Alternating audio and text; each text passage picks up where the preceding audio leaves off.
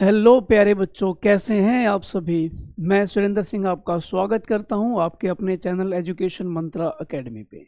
तो क्या हाल चाल हैं आप लोगों के। तो नया साल कैसे बीता भाई, कितनी खुशियों के साथ बीता, जरा बताइए जरा कमेंट करके। और क्या एंजॉय किया आपने। एंजॉयमेंट भी ज़रूरी है भाई। हालांकि हम जानते हैं कि आपका एग्ज़ाम बहुत नियर आ चुका है, लेकिन एंजॉयमेंट थोड़ी बहुत ज़रूरी है, ठीक है। अपने आप माइंड को, अपने दिमाग को दुरुस्त रखने के लिए थोड़ा सा हंसना, बोलना, खेलना कूदना भी आवश्यक है। तो प्यारे बच्चों, इसी खेल कूद के बाद अब वापस पढ़ाई वाले सेशन पे आते हैं और आज हम बात करेंगे अपने नए चैप्टर मैट्रिक्स की। तो मैट्रिक्स जो कि पूरे इस मैथमेटिक्स का सबसे इजी चैप्टर आप बोल सकते हो। मैट्रिक्स एंड डिटर्मिनेंट बड़ा ही आसान सा चैप्टर है, फ्री के नंबर होते हैं। बस आपको थोड़ा सा यहाँ पर एफर्ट डालना है, बिल्कुल थोड़ा सा, ठीक है, ज़्यादा नहीं कह रहा मैं। तो उसी के बाद थोड़ी से एफर्ट के बाद ही अपने नंबर आप बहुत अच्छे से ले सकते हैं। तो जल्दी से भाई एक बार फटाफट से वीडियो को शेयर कर दो, लाइक कर दो और सभी बच्चों तक भाई पहुंचा दो। और जितना हो सके भाई आपकी तरफ से सपोर्ट मिल सकता है भाई ज़रूर सपोर्ट करें, ठीक है।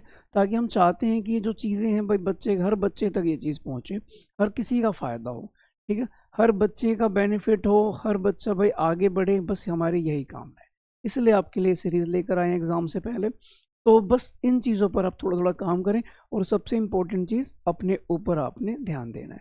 क्योंकि भाई यहाँ पर अब न्यू ईयर भी जा चुका है, आप उससे भी फ्री हो गए। तो अब इसके बाद अगर देखा जाए तो आपके पास सिर्फ सामने एग्ज़ाम ही बचता है, ठीक है। और कोई ऐसा मेजर फेस्टिवल है नहीं, तो एग्ज़ाम ही बचता है। यानी कि आपके लिए अगला जो त्यौहार है वो आपका पेपर ही है। बस वो त्यौहार आपने अच्छे से सेलिब्रेट करना है।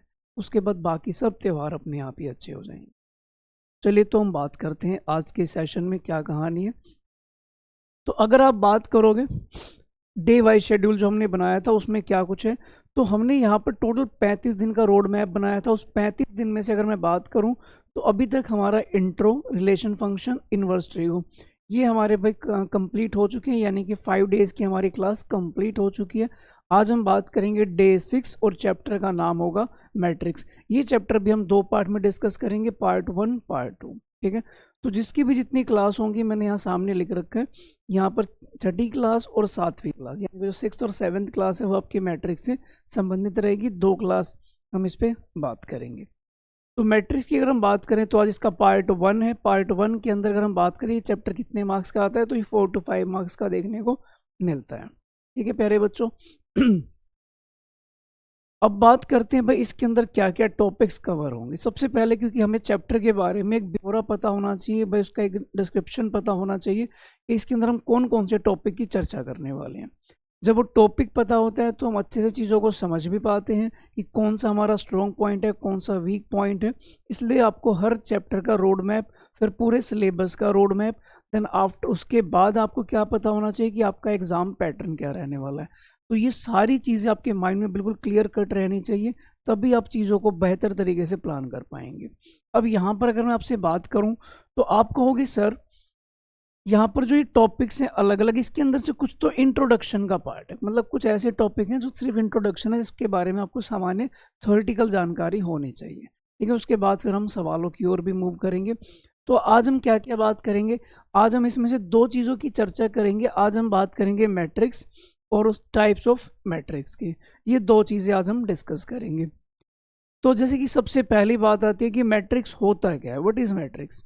तो अगर मैं आपसे एक बात कहूँ कि एक मैट्रिक्स जो होता है, एक मैट्रिक्स जो है वो क्या है, ordered rectangular array of number या फिर फंक्शन।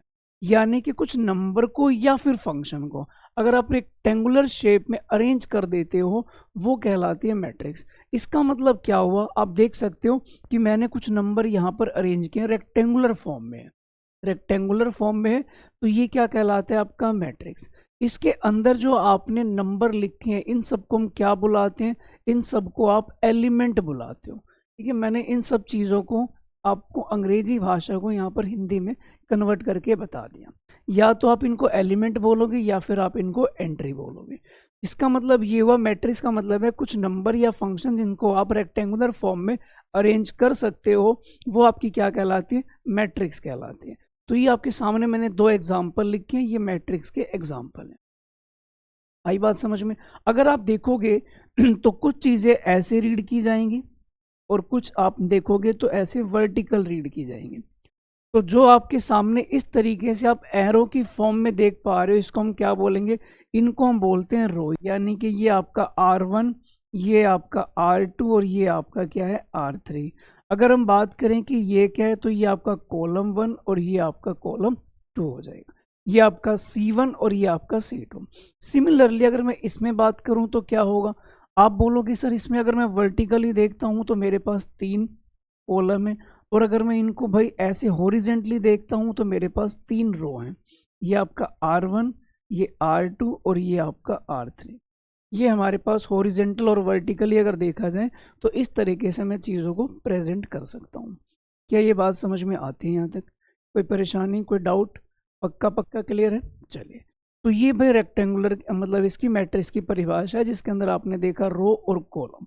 अगर मैं इनकी बात करूं कि सर यहाँ पर जो 3 रो है और 2 कॉलम है, इस चीज़ को हम अगर लिखना चाहें तो कैसे लिखेंगे? आप बोलोगे इस मैट्रिक्स में जो आपको ये दिखाई दे रहा है 3 रो और 2 कॉलम, उसको यहाँ पर लिखा जाता है 3/2 करके। अगर हम इसकी बात करें तो यहाँ पर ये चीज़ कैसे लिखी जाएगी, तो यहाँ पे वही चीज़ लिखी जाएगी 3/3 करके। इतनी बात समझ में आती है? तो ये हम बोल सकते हैं 3/2 की मैट्रिक्स है और ये आपकी 3/3 की मैट्रिक्स है। पहले हमेशा रो प्रेजेंट किया जाता है, बाद में हमेशा कॉलम प्रेजेंट किया जाता है। क्या मेरी इतनी बातें आपको समझ में आई बेहतर तरीके से? पक्का क्लियर है? चलिए आगे बढ़ते हैं फिर।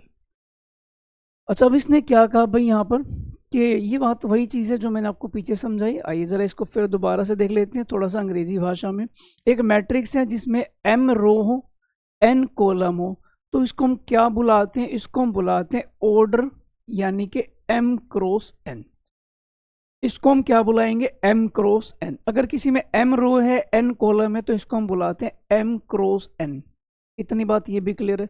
तो यहाँ पर इसने क्या बोला है कि m क्रॉस n की एक मैट्रिक्स दी गई है, तो आपके सामने जनरल वे में समझाया गया है कि ये A11 है। जैसे कि आप देख पा रहे हो, इस जगह का नाम क्या होगा? A11। इस जगह का नाम क्या होगा? A12। क्यों होगा A12? क्योंकि ये आपका फर्स्ट रो है, सेकेंड कॉलम है, इसलिए इसका नाम क्या पड़ा? A12। अगर हम इसकी बात करें तो ये कौन सी रो में मौजूद है? फर्स्ट में। कॉलम कौन सा है? थर्ड, इसलिए इसका नाम क्या पड़ा? A13। क्या ये बात आपको समझ में आ रही है अच्छे से? कोई परेशानी या कोई डाउट की बात तो नहीं? तो मैं ये कह सकता हूँ कि ये आप हर एलिमेंट की अपनी एक पहचान है। जैसे कि यहाँ पर मैं गया, मैंने इससे बात की, हाँ भाई कौन हो तुम? इसने कहा भाई मैं सेकेंड रो में हूँ, इसलिए क्या लिखा गया? 2। और कॉलम कौन सा है? फर्स्ट, इसलिए इसका क्या नाम पड़ा? A21। ऐसा नंबर जो थर्ड रो में हो और सेकंड कॉलम में हो, तो आप उस बात को कैसे लिख के दिखाओगे? थर्ड रो में और सेकंड कॉलम में, तो उसका नाम होगा A32। ये उसकी पहचान है, ये उस जगह की पहचान है। ठीक है, आपके घर का एड्रेस होता है, सेम उसी प्रकार से हर एलिमेंट का भी अपना एड्रेस है। ठीक है, वो आप पहचान गए होगे कि किसका एड्रेस क्या है। मैं क्या बताऊं, क्या नंबर लूं, क्या एड्रेस बताऊं, तो तुम उसके घर पे पहुंच सकते हो, उस व्यक्ति को पहचान सकते हो। तो सेम वैसे ही कि मैंने कहा जरा बताना A23 क्या होगा, तो आप पहचान सकते हो बड़े प्यार से। आई मेरी बात समझ में? ठीक है, चलिए मैं एग्जांपल दूं यहाँ पर एक। अगर सपोज मैंने यहाँ पर कुछ नंबर लिख दिए -1, -2, 3 और 4, और अब मैं आपसे कहता हूँ इसका ऑर्डर क्या है, तो आप बोलोगे सर 2 रो हैं 2 कॉलम है, तो ऑर्डर कहलाएगा 2/2। मैंने कहा जरा मुझे बताओ जरा A22 नाम का कौन सा व्यक्ति है? सेकेंड रो सेकेंड कॉलम, कौन सा व्यक्ति है? उस व्यक्ति का नाम है 4। बस ये पहचान करनी है आपने, कर पाओगे बड़े आराम से? बोलो हाँ, बिल्कुल आगे बढ़ें फिर। ठीक है, और वीडियो अच्छी लगे तो लाइक करते रहना, ठीक है, शेयर करते। आइए जरा आगे बढ़ते हैं भाई, जरा हम इसमें और अब यहाँ पर हम बात करते हैं टाइप्स ऑफ मैट्रिक्स, यानी कि अपना दूसरा टॉपिक टाइप्स ऑफ मैट्रिक्स। उसमें हमें क्या कुछ करना है? सबसे पहली बात आती है कॉलम मैट्रिक्स कौन सी होते हैं। तो कॉलम मैट्रिक्स वो मैट्रिक्स है जिसके अंदर क्या होगा? सिर्फ एक ही कॉलम होगा। कॉलम मैट्रिक्स का नाम है कि एक ही कॉलम होगा। सिर्फ रोज कितनी होंगी भाई? रोज आपकी कितनी भी हो सकती हैं, नंबर ऑफ रो कितनी भी हो सकती हैं, कॉलम लेकिन एक ही रहेगा। अब इसके अंदर अगर मैं बात करूं कि रो कितनी है, तो आप बोलोगे सर ये तो 4 है, और कॉलम कितना है? 1 है। तो मुझे इसी से मतलब है कि अगर एक कॉलम है तो इसका मतलब उसका नाम मैं प्यार से कॉलम मैट्रिक्स बुला सकता हूँ। बस ये बात इसमें कही गई है। ये एग्जाम्पल के तौर पे 4/1 का दिया गया, ये 5/1, 6/1, 1/1 कुछ भी हो सकता है, बस कॉलम एक होना चाहिए, बाकी रो यहाँ पर मैटर नहीं करेंगी। क्या ये बात आपको समझ में आती है? ओके। फिर बारी आती है रो मैट्रिक्स की। ये कौन सी मैट्रिक्स है? तो जस्ट उसका अपोजिट, कॉलम वाले में एक कॉलम तो रो वाले में एक रो जिसमें होगी वो आपका क्या कहलाएगा? Row matrix. यहाँ पर कितनी रो हैं? तो आप बोलोगे सर एक ही तो रो है। बिल्कुल, अगर देखा जाए तो रो एक है लेकिन कॉलम यहाँ पर अलग अलग। तो आप इसको क्या बोल दोगे? आप इसको बोल दोगे 1/4। ये मेरा आंसर। ये आपका 1/4 क्या कहलाएगा भाई? इसका ऑर्डर कहलाएगा, जिसमें रो कितनी है? एक है। कॉलम कितने हैं? तो 4 है। आशा करते हैं बात समझ में आ रही होगी। बस आप यहाँ पर ना डटे रहो। अब स्टार्टिंग से लेकर एंड तक कोई भी चीज़ शुरू करो तो एंड तक जरूर उसे लेकर जाओ, ठीक है? तभी आप उस चीज़ से कंक्लूजन निकाल सकते हो, उससे आप कुछ सीख सकते हो। अगर अधूरी चीज़ कोई छोड़ता है तो याद रखना है कि वो स्टार्टिंग की जो आपने मेहनत की थी वो भी सारी की सारी वेस्ट होती है, ठीक है? आधे रास्ते अगर आप जाकर वापस आ रहे हो तो भाई आपको वापस भी तो आधा रास्ता, वापस आने में भी तो टाइम लगेगा, इसलिए क्यों ना मैं आगे का ही आधा रास्ता कवर कर लूँ, वो ज़्यादा अच्छा है, ठीक है? स्क्वायर मैट्रिक्स क्या है वो समझते हैं। कह रहा है एक ऐसी मैट्रिक्स, स्क्वायर का मतलब समझ गए होगे, जिसमें भाई लेंथ और ब्रेथ इक्वल हो। तो यहाँ पे लेंथ और ब्रेथ की तो बात होगी नहीं, रो और कॉलम की बात होगी। तो वो मैट्रिक्स जिसमें नंबर ऑफ रो और नंबर ऑफ कॉलम क्या हो? आपस में बराबर हो। तो मैंने यहाँ पर वही बात कही, और ये सारी चीज़ें यहाँ पर अंग्रेजी भाषा में लिखी हुई है, कुछ नया नहीं लिखा इसने, बस यही बोला है। बस 1 मिनट रुकना बच्चों।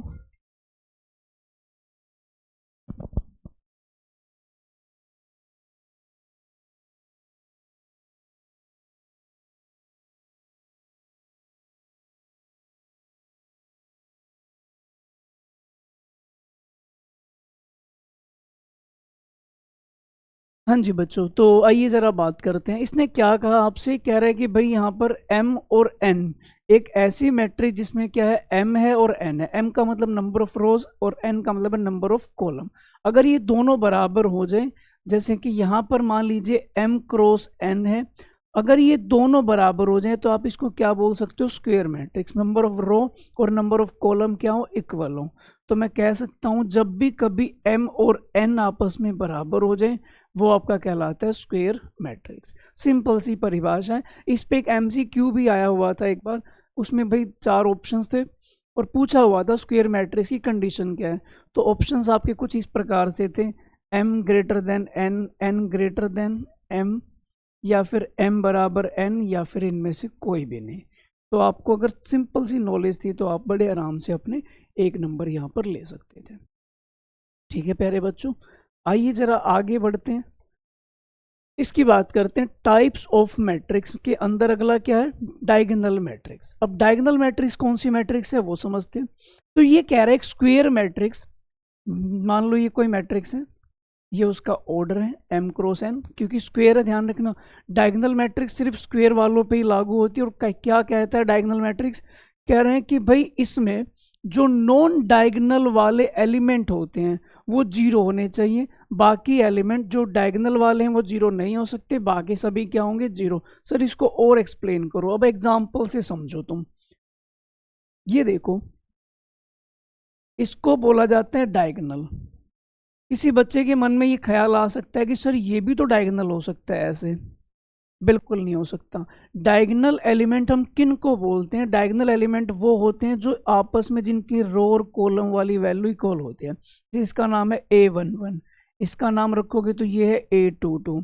तो जिनमें ये सेम होता है उनको हम बोलते हैं डायगोनल एलिमेंट। ओके, अब यहाँ पर क्या है कि डायगोनल एलिमेंट है, ये 0 नहीं हो सकते, और इसके अलावा जो बच गए वो सब क्या होंगे? नॉन डायगोनल एलिमेंट 0 होंगे। तो ये जैसा कि आप देख पा रहे हो क्या है? बाकी सब 0 हैं, ये दोनों नॉन 0 हैं। ये कहलाएगा आपका डायगोनल एलिमेंट। इसकी अगर मैं बात करूं तो क्या होगा? ये आप देख सकते हो ये 0 नहीं है, इसके अलावा बाकी सब क्या है? 0 के बराबर है। क्या मेरी बात आपको समझ में आती है? यहाँ पर तो आप देख सकते हो मैट्रिक्स ही आपकी 1/1 है, तो भाई एक ही एलिमेंट होगा, वो 0 हो नहीं सकता। अगर वो 0 हो गया तो 0 मैट्रिक्स बन जाएगी। तो ये आपका डायगोनल मैट्रिक्स भी कहलाएगा। क्या मेरी बात आपको समझ में आ रही है? बिल्कुल दिल तक पहुंच पा रही है? हाँ जी सर, बहुत बढ़िया समझ आ रहा है। तो आगे बढ़ो फिर। स्केलर मैट्रिक्स, ये बिल्कुल डायगोनल मैट्रिक्स से ही रिलेट करता है, क्या है उसमें और इसमें डिफरेंस वो समझते हैं। इसने कहा डायगोनल मैट्रिक्स में क्या है, कह रहा है जो डायगोनल एलिमेंट है, इसने क्या बोला है, जो डायगोनल एलिमेंट है, डायगोनल एलिमेंट आपके क्या होने चाहिए, इक्वल होने चाहिए। डायगोनल एलिमेंट इक्वल होना चाहिए। और स्क्वायर मैट्रिक्स होना तो बिल्कुल कंपलसरी है ही, स्क्वायर मैट्रिक्स पे ये बातें लागू होती हैं, किसी और मैट्रिक्स पे लागू नहीं होती। तो अब ये कह रहा है डायगोनल एलिमेंट, आप डायगोनल क्या होने चाहिए, सारे के सारे आपस में इक्वल होने चाहिए। इतनी बात समझ में आती है। अब यहाँ पर इस बात को इसने परिभाषा की फॉर्म में लिखा है, कह रहा है जहां पर आई और जे बराबर हो। आई और जे का मतलब क्या होता है, जो आप एलिमेंट लिखते हो ना A11, तो इसको आई और इसको जे बोल देते हैं, ठीक है। जहां पर ये इक्वल होंगे वो सारे आपस में इक्वल होने चाहिए। जैसे कि आप देख सकते हो इस जगह का नाम क्या है A11, इस जगह का नाम क्या है A1 A22। अब जो ये इक्वल हैं 1 1 2 2, इनकी वैल्यू भी आपस में क्या है, बराबर है। -1 ऊपर है, -1 नीचे। और इसके अलावा जो बच गए वो सब क्या माने जाने चाहिए, 0। इसके अलावा जो बच गए वो सब क्या होने चाहिए, 0। तभी आप कह सकते हो कि ये कैसा मैट्रिक्स है, स्केलर मैट्रिक्स है। अच्छा, मैं तुमसे कमेंट करके जवाब बताना जरा, क्या मैं इसको डायगोनल मैट्रिक्स भी बोल सकता हूँ या नहीं बोल सकता, कमेंट करके बताना, ठीक है। तो आप समझ गए यहाँ पर क्या है आपका स्केलर मैट्रिक्स, जो डायगोनल एलिमेंट है, ये वाले जो एलिमेंट है वो क्या होने चाहिए, बराबर होने चाहिए। और इसके अलावा जो बच गए वो सब क्या होने चाहिए, 0 होने चाहिए। मेरी बात आपको समझ में आ गई? हाँ जी सर, बिल्कुल। आइए जरा आइडेंटिटी मैट्रिक्स की हम बात करते हैं। आइडेंटिटी मैट्रिक्स में क्या कहानी है, कह रहा है ये भी एक स्क्वायर मैट्रिक्स है, ये भी एक स्क्वायर मैट्रिक्स है। क्या कह रहा है, जिसके अंदर जो डायगोनल हैं वो सारे के सारे 1 होने चाहिए। कह रहा है जितने भी डायगोनल एलिमेंट है वो सब 1 होने चाहिए। मैंने कहा ठीक है। और उसके अलावा जो बच गए वो सब 0 होने चाहिए। तो डायगोनल एलिमेंट आपका क्या होना चाहिए, आपका 1, और बाकी सब क्या होने चाहिए, 0। अब यहाँ पर इसने क्या कहा कि आपके पास कोई मैट्रिक्स है, ये जनरल वे में लिखा हुआ है कि ए मतलब कोई मैट्रिक्स, A I J मतलब उसके अंदर के एलिमेंट n और n बराबर होते हैं क्योंकि आपका स्क्वायर मैट्रिक्स है। तो ये कह रहा है आइडेंटिटी मैट्रिक्स कब होगी, जब 1 लिया जाएगा। अगर जहां भी I और J बराबर होगा वहां पे क्या माना जाएगा, 1। और जहां पे I और J बराबर नहीं होंगे वो क्या माने जाएंगे, आपके 0। कहने का क्या मतलब है, मैं एग्जांपल ले लेता हूं यहाँ पर। I is equal to 1 0 0 1। आप देख सकते हो कि ये वाले जो एलिमेंट है ये आपके क्या होने चाहिए, 1 1 होने चाहिए, और सेम होने चाहिए, और 1 1 होने चाहिए। बाकी ये सब 0 0। ऑर्डर तो आप देख ही पा रहे होगे, 2 by 2 है। मैं अगर एक एग्जांपल और लेता हूँ 3 by 3 का, तो आप बोलोगे 1 1 1 0 0 0 0 0 0। तो ये आपका क्या कहलाएगा, आइडेंटिटी मैट्रिक्स कहलाएगी। तो ये हम कह सकते हैं। देख पा रहे हो डायगोनल वाली वैल्यू क्या है, 1 1 1, और बाकी सब क्या है, 0 0 0। ये आपके आइडेंटिटी मैट्रिक्स, और ये बहुत इंपॉर्टेंट मैट्रिक्स हैं, बहुत ज़्यादा इंपॉर्टेंट मैट्रिक्स। आशा करते हैं ये आपको समझ में आ गया होगा। चलो इसका भी मुझे कमेंट करके बताना, क्या मैं इसको डायगोनल मैट्रिक्स बोल सकता हूँ, क्या मैं इसको स्केलर मैट्रिक्स बोल सकता हूँ। स्केलर भी है, डायगोनल भी है, और स्क्वायर मैट्रिक्स भी है। और जब ये तीनों मिलाने के बाद अगर इनकी वैल्यू 1 1 1 कर दी जाए तो ये बन जाता है आइडेंटिटी मैट्रिक्स। आइडेंटिटी मैट्रिक्स के अंदर बहुत सारी क्वालिटीज़ यहाँ पर देखने को मिली है। तुम क्या देख पा रहे हो इसकी क्वालिटी, ठीक है। कोई आम सवाल नहीं है, कोई आम टाइप नहीं है, बिल्कुल खास है। चलिए भाई, तो कुछ एक आधे क्वेश्चन कर लेते हैं। हालांकि मेन क्वेश्चन की चर्चा तो हम कल वाली क्लास में करेंगे, ठीक है। कल की क्लास थोड़ी सी लंबी ही जाएगी। आज हम बात करते हैं कुछ थोड़े से बेसिक से सवाल, एक दो हैं उनकी चर्चा करते हैं। कह रहा है एक मैट्रिक्स है, इसके अंदर अगर 24 एलिमेंट में रख दूं, एक मैट्रिक्स है इसके अंदर 24 एलिमेंट मैंने रखे हैं। कह रहा जरा बताना उसका ऑर्डर क्या होगा। तो आप बोलोगे अगर 24 एलिमेंट है तो ऑर्डर क्या क्या हो सकते हैं। 24 एलिमेंट है, ऑर्डर क्या क्या होंगे। तो आप बोलोगे 1 × 24, मल्टीप्लाई करो तो आपके पास 24 ही एलिमेंट आएंगे। आप बोलोगे सर 2 × 12 कर सकते हैं, तब भी तो 24 है। बिल्कुल सही बात है। 3 × 8 तब भी क्या होगा, 24। 4 × 6 तब भी 24। सर ऐसे भी हो सकता है क्या कि हम इसको ऐसे बोल दें 24 × 1, 12 × 2 और 8 मल्टीप्लाई 3, 6 मल्टीप्लाई 4। बोल सकते हैं? बिल्कुल बोल सकते हैं। तो ये आपके पास ऐसे तरीके हैं जिससे आप क्या कर सकते हैं, 24 एलिमेंट अगर आप चाहिए तो अपने मैट्रिक्स को इनमें से किसी भी तरीके से आप अरेंज करो, आपके पास क्या आएगा, आपके पास 24 एलिमेंट ही आएंगे और अलग अलग प्रकार की मैट्रिक्स बन जाएगी। तो यही कह रहा था कितने पॉसिबल ऑर्डर आपके बन सकते हैं। क्या मेरी बात आपको समझ में आई? Very good. अगला बताते हैं। कह रहा भाई हमारे सामने दो मैट्रिक्स है, आमने सामने है, इक्वल है। कह रहा जरा बताना एक्स वाई जेड की वैल्यू क्या होगी। अगर आप देखोगे तो इसका ऑर्डर क्या है, 2/2, इसका ऑर्डर क्या है, तो ये भी 2/2 है। ऑर्डर 2/2 है। तो अगर कहते हैं कि ऑर्डर इक्वल है और बीच में इक्वल का निशान है, तो आप क्या करोगे, आप करोगे कि आमने सामने की वैल्यू को इक्वल कर दो, यानी कि x प्लस वाई क्या है, 6 के बराबर। 5 प्लस जेड किसके बराबर माना जाएगा, तो 5 के। यहां से z की वैल्यू तो बड़े प्यार से निकल गई, 0। उसके बाद अगर हम देखें x इंटू वाई कितने के बराबर है, x इंटू वाई जो है वो 8 के बराबर है। अब मैं आपसे कहता हूँ फाइंड x एंड y, वो भी निकालो। आप यहाँ पे एक छोटा सा लॉजिक लगाओ। क्या है लॉजिक? ऐसे दो नंबर जिनका सम 6 बैठे और मल्टीप्लाई 8 बैठे, ऐसे दो नंबर जिनका जोड़ कितना आना चाहिए, जिनका जोड़ आना चाहिए 6 और उनकी मल्टीप्लाई कितनी आनी चाहिए, वो आनी चाहिए 8। इतनी बात समझ में आई? तो हमने यहाँ पर एक काम किया, क्या भाई, x को और y को आप क्या मान सकते हो, x को आप 4 मान लो, y को आप 2 मान लो, या फिर आप इसका अपोजिट भी बोल सकते हो, x को 2 मान लो, y को 4 मान लो, खत्म कहानी। आपके वहां पर ये सवाल एमसीक्यू फॉर्म में आएंगे तो आपको सोल्व करने की जरूरत नहीं है। अगर आप इसको लगता है कि आप ट्रायल मेथड से मतलब कुछ पुट करके सोल्व कर सकते हैं तो बेहतर है, तो आप यहाँ पर पुट करके भी चीज़ों को सोल्व कर सकते हैं। ठीक, मेरे हिसाब से इतनी बात समझ में आ गई होगी। तो ये आपकी एक्स वाई जेड की वैल्यू मानी जाएगी। ये क्वेश्चन नंबर 3, इसमें क्या कुछ कहा गया, तो चलिए सर हम इसे पीले पेन से करेंगे। ओके, अब इसने क्या क्या कहा देखते जाना। इसने कहा a minus B is equal to -1, ठीक है। उसके बाद a और b की फॉर्म में ये भी है, 2a minus B is equal to 0। ये दो इक्वेशन बनी हुई, भाई इक्वेशन बनी है तो सोल्व करते हैं। अब मैंने कहा एलिमिनेशन अप्लाई कर देते हैं, साइन चेंज कर देते हैं सबके, ये कट, ये माइनस है, इज इक्वल टू -1। a की वैल्यू आपकी आ गई 1, a की वैल्यू आपकी यहाँ पर 1 आ गई। अब a की वैल्यू 1 आ गई, मैंने यहाँ पुट किया 1, तो 1 इधर जाके क्या हो जाएगा, -1, तो उधर गया तो -2, b की वैल्यू तो आ गई 2।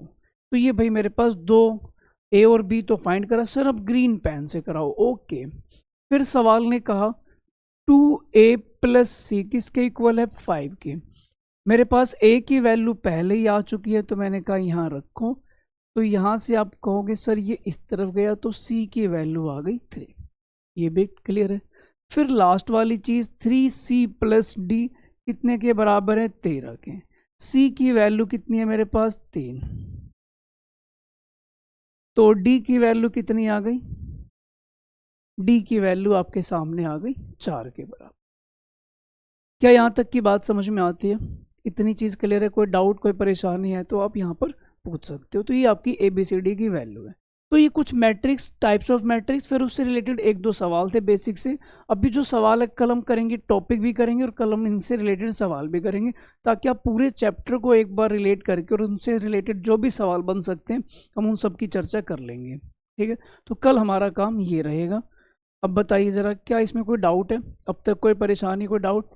तो ये भाई आज का सेशन था। एक बार हम नज़र डाल लेते हैं जो भी हमारा एग्ज़ाम पैटर्न है उस पर एक बार फिर से नज़र डालते हैं। तो एग्ज़ाम पैटर्न की बात करें तो ये 5 सेक्शन में आपका पेपर आएगा और ये आपके पास नंबर ऑफ क्वेश्चन होंगे और ये मार्क्स होंगे। ठीक है, यानी कि 20 क्वेश्चन 1 मार्क्स वाले, 5 क्वेश्चन 2, 6 क्वेश्चन 3 मार्क्स के, फिर 4 क्वेश्चन 5 मार्क्स के, 3 केस स्टडी क्वेश्चन होंगे जो कि 4-4 नंबर के होंगे। टोटल आपका 80 नंबर का क्वेश्चन होगा। नंबर ऑफ क्वेश्चन की बात करें तो 38 क्वेश्चन होंगे। मेरी बात समझ में आई आपको अच्छे से, बिना किसी डाउट, बिना किसी परेशानी? क्लियर है कहानी बच्चों? तो भाई आप सभी के लिए बेस्ट ऑफ लक।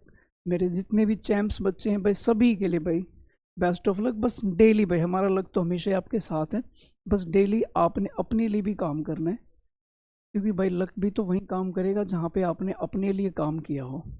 ठीक है, तो चीज़ें एक दूसरे से तभी जुड़ती हैं जब एक तरफ से भाई आप चलोगे, दूसरी तरफ से लक भी चल के आएगा। लक कभी भाई अकेला नहीं चलता, वो आपकी मेहनत के साथ साथ चलता। ठीक है भाई, तो आज के लिए हम इतना ही रखते हैं, मिलते हैं अगली वीडियो में। अगले इसी चैप्टर को कंटिन्यू करेंगे, कुछ और टॉपिक्स की और कुछ और नए सवालों की चर्चा करेंगे। वीडियो कैसे लगी कमेंट करके ज़रूर बताना, और जो भी बच्चा चैनल पे न्यू है भाई सब्सक्राइब करके ज़रूर जाना। ठीक है, और भाई बस अपनी तैयारी में आप लगे रहो, हम तो बस आपसे यही उम्मीद करते हैं, यही आशा करते हैं। ठीक है, तो मिलते हैं फिर अगली वीडियो में, तब तक अपना ख्याल रखिए। नमस्कार।